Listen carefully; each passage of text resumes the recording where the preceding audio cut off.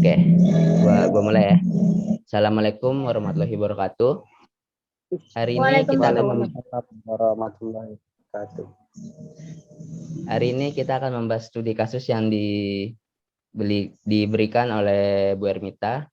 Kasusnya itu adalah Bu Ermita mengatakan bahwa kurikulum merupakan faktor yang menentukan keberhasilan sekolah dalam mencapai tujuan pendidikan. Banyak sekarang kita dengar pameo-pameo seperti ganti menteri, ganti kurikulum. Kurikulum yang kita gunakan sekarang adalah Kurtilas. Pada dasarnya bukan diganti kurikulumnya, tapi adanya penyisipan pada hal-hal tertentu. Jadi apakah ada yang ingin berpendapat tentang kasus yang diberikan oleh Bu Ermita ini?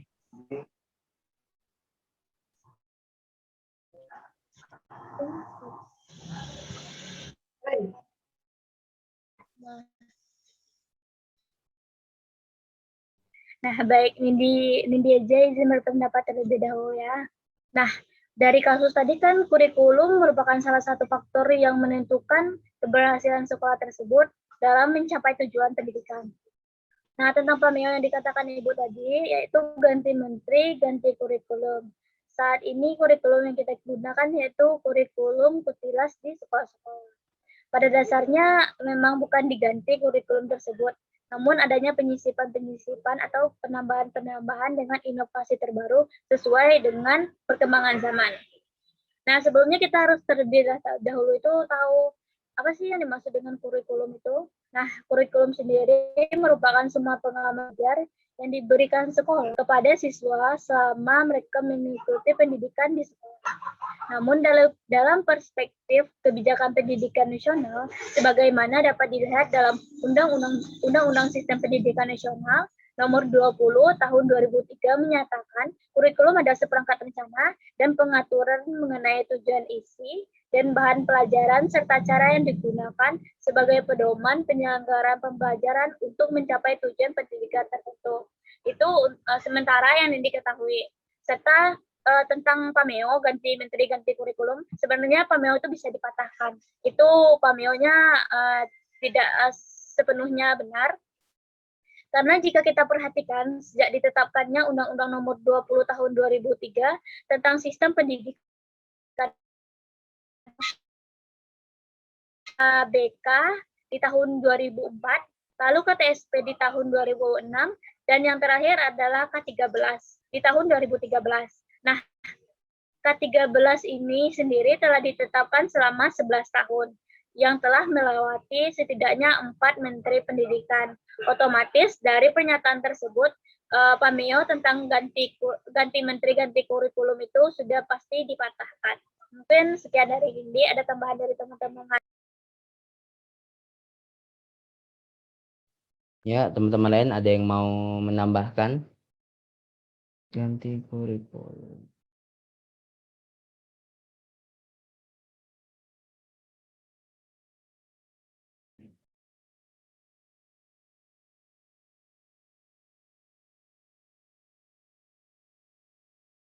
Ada yang mau tambahkan yang lain? Atau hanya Nindi aja yang berpendapat? Tapi kalau misalnya kata tadi kan ganti menteri ganti kurikulum pameonya bisa dipatahkan, tapi kalau dilihat dari sejarahnya sebenarnya kurikulum KTSP mulai dari 2006, kurikulum 13 habis itu.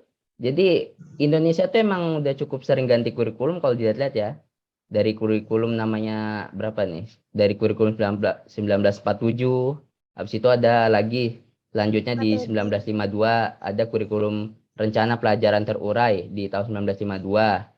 Masuk lagi ke tahun 1964 rencana pendidikan nama kurikulumnya. Jadi kayaknya masih bisa dibilang benar juga sih ganti menteri ganti kurikulum, termasuk sering ganti kurikulum gitu. Habis itu ada lagi nanti kurikulum, tadi gua baca sih sebelum itu, kurikulum apa ya, dari Nadiem, Menteri Pendidikan, apa namanya tadi tuh? Pak Nadiem Makarim. Ya, Nadiem Makarim. Menteri apa? Menteri Pendidikan, Kebudayaan, Riset, dan Teknologi, Nadiem Makarim berencana memperbaiki kurikulum di 2022 dengan nama apa tadi? kurikulum prototype dengan nama kurikulum prototype. Jadi sama aja kan sebenarnya, diganti juga. Kurikulum. Ya, Cuman ini kurikulum bingung juga prototype. loh. Ya tentang kurikulum prototype ini kan. Itulah kan Nindi juga bingung sebenarnya. Kalau tentang pembahasan ganti menteri ganti memang benar ganti menteri ganti kurikulum, cuman nggak seluruh setiap menteri itu ada juga yang menteri baru, karena itu perlu, karena pergantian kurikulum itu perlu karena itu kan menyesuaikan zaman sama kecanggihan teknologi serta kondisi-kondisi pada saat sekarang ini.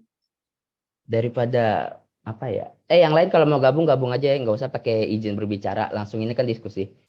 Apa? Daripada ganti kurikulum mungkin bagusnya apa ya? Memperbaiki mungkin kurikulum tetap sama namanya, nggak usah ada perubahan. Jadi kan karena setiap ada perubahan sedikit, misalnya ada perubahan diganti namanya. Jadi tadi kurikulum apalah, kurikulum KBK, KTSP, Kurtilas. Jadi kan bikin statement orang awam, apalagi yang sekedar cuma lihat berita aja kan pasti langsung mikirnya, oh, setiap ganti menteri atau enggak 5 sampai 10 tahun ganti kurikulum lagi. Jadi ada statement kayak gitu karena apa? Selalu berganti namanya. Ada lagi nanti prototipe lagi yang baru dari apa? Nadia Marikam.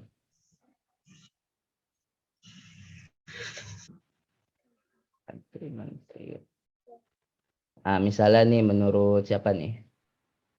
Menurut Indra Karismaji, kurikulum apa jika dibicarakan model ganti menteri ganti kurikulum di Republik ini masih belum berubah, itu fakta yang ada. Itu kata Indra pas dihubungi oleh tim UHAMKA, Universitas apa ini? Universitas Muhammadiyah Profesor Dr. Hamka. Ya memang pada dasarnya pengapa perlu ganti kurikulum karena ingin menghabiskan anggaran pendidikan yang sebesar 80 triliun tiap tahun. Karena butuh proyek, makanya setiap ganti menteri itu ganti kurikulum karena dampaknya besar. Bisa diganti buku, distribusi, pelatihan. Makanya setiap itu diganti kurikulumnya. Karena Indonesia ini menurut Indra Karismaji ini lebih mengejar proyek daripada fokus pembangunan SDM-nya. Kalau kata dia.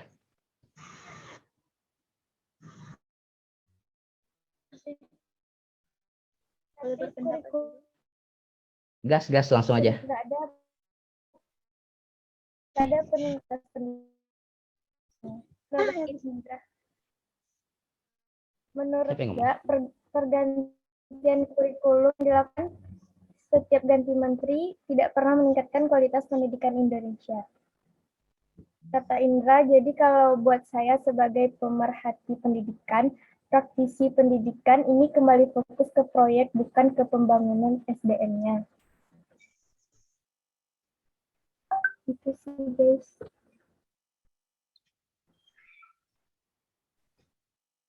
Habil, Tegar, mau nambahin nggak?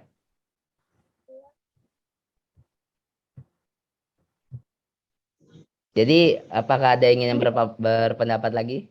Nindi, Habil, Tegar, dan Nasya. Kalau tidak ada, akan saya akhiri diskusi kali ini. Oke. Oh. Cukup kayaknya. Cukup. Oke, kalau dirasa sudah cukup, saya akhiri diskusi kali ini. Assalamualaikum warahmatullahi wabarakatuh. Waalaikumsalam warahmatullahi wabarakatuh.